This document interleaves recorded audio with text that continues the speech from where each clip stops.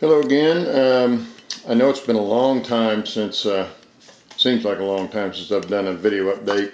A lot of things going on. My mom passed away a couple 3 weeks ago. So dealing with some of that stuff and some other work stuff that I had. But I have been able to get quite a bit done since the last update.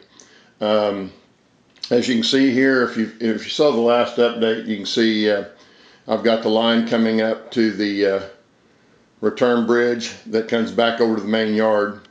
I've got it set up. I was able to lower that grade just a little bit so it's not quite as steep. What I had done, dummy me, was had set the L-girder bench work up to use the 1x2s set up like they are now, but I had set it all the way down on the L-girders, and so this whole bottom section, the first return loop, was sitting down 1.5 inches lower than it should have been. So I was able to just unscrew the little bit that I had screwed down on that plywood and insert the 1x2s in flat, and then just rotated them up one at a time, and was able to go ahead and raise that up. You can see here now how it sits like it should be and how it was designed originally, and I just didn't get it put in that way. But anyway, I got the track painted, the reversing loops all tested with an AR1, works fantastic. I'll put a link in the description to the video that I watched. The guy's a little bit hard to understand because he's from Australia and he's got a pretty thick accent, but he explains it so that the AR1 works really well. He had run into a problem and he took care of it by putting in a couple of short pieces just past the reversing section so that it would switch a lot quicker. And I'll show you that here in a second on the other side. I also got here recently, this is the reverse loop for the other leg coming from the other side of the layout. So I wanted to get these in because there's going to be a mountain built on top of this with the narrow gauge in it. So I needed to get all this done and tested so that I could build over the top of it and not have to get in and do any track work. Right here, as you can see, going to have a bridge, micro engineering steel bridge coming across, viaduct type bridge like this. Of course, it'll be curved. This piece right here, this plywood comes out. This is just a leg holding it up, and I've got it attached to these 1x4s on the end, so I can just take these loose, drop that piece of plywood down, which has the cork on it, so there'll be just track up there, and then I can build the bridge to fit right underneath there once I get to that point. But right now I had to have something to be able to test the bridge or the return loop part of it. Right there you can see the temporary setup for the AR1. They're very easy to do, but they do recommend that you attach your feeder wires to each side of the reverse loop. They don't show it on the diagram, but everything I've seen, everybody says do it on both sides. It works really well. That way you've got a good feed across. And then in the video that I'm going to put a link to, you can see right here, let me find it, right here is insulated rail joiners, and then right here I've got insulated rail joiners. So this little short section right here is powered just like the track beyond it, but it's closer to the AR1, and so it picks up the current much quicker and switches over. I had no problem getting that to work properly. So you know, the AR1, I've heard people complain about them, but I've not had a bit of problem setting this one up. And I assume it will continue to work well. Anyway, there's another curved turnout that I built that's going to be coming back across this wall and back over to the main yard.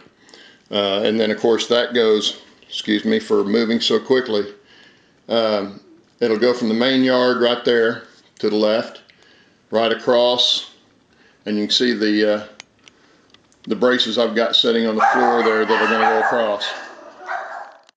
Okay, sorry about that. I had dogs like to bark at the other dogs going down the street. So anyway, yeah, this is where it'll come back across from that end and come back into the other side of the main yard.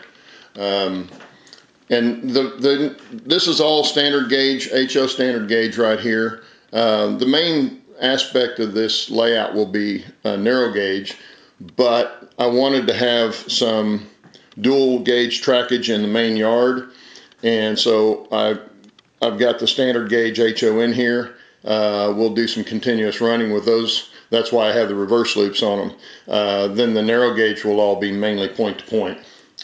Anyway, let's see, what else did I have to tell you?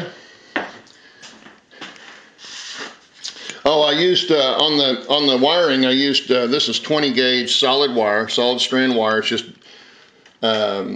doorbell wire is what it is. It works really well for the drop feeders, and that's what I'll be using for those. And then I picked up some 24 gauge different colors for right here is for the frog polarity going to the tortoise switch motor. And so when that switches over, it changes the polarity in the frog. That works really well too. Once you figure out which wire needs to go where, which is just a matter of swapping them. If it doesn't work right, you just swap it over to the other side, and it works just fine. So that's really nice. I like that. Oh, there go the dogs again. Okay, and the other thing I'm going to have is I'll have bridges. Most of this track, this standard gauge, will be covered, will be hidden, except for right here where it comes out of the bridge. And there'll be a tunnel here, portal here, portal here. Of course, portals down here, right here, because I want to leave the turnouts accessible. And then we're going to come up here, and this will have a second. This area will have a second deck under it. So I'm going to have a portal somewhere in this area. Another one here, just coming and going through the mountains and peeking out. Another short tunnel here, and then this will be built up right up underneath the with mountain scene right underneath the top deck. So we'll have that window will be covered with backdrop, of course. Most of that window will be. Anyway, the other thing I wanted to tell everybody is. I wasn't planning on doing this, but I did reach 100 subscribers, and it seems like the thing everybody wants to do is to do a giveaway. And I came across a really good buy on a Loco, a DCC Loco. It doesn't have sound, but it is DCC equipped, and it's a Bachmann RS3. It's a new Loco. The only thing I've used it to run around, test a little bit of the DCC on the layout, but it runs really well, and I'm gonna be giving that away here. Oh, maybe next update, which I don't know when that'll be, but I'll draw the names then, and really all you got to do to get in on the drawing is just leave a comment.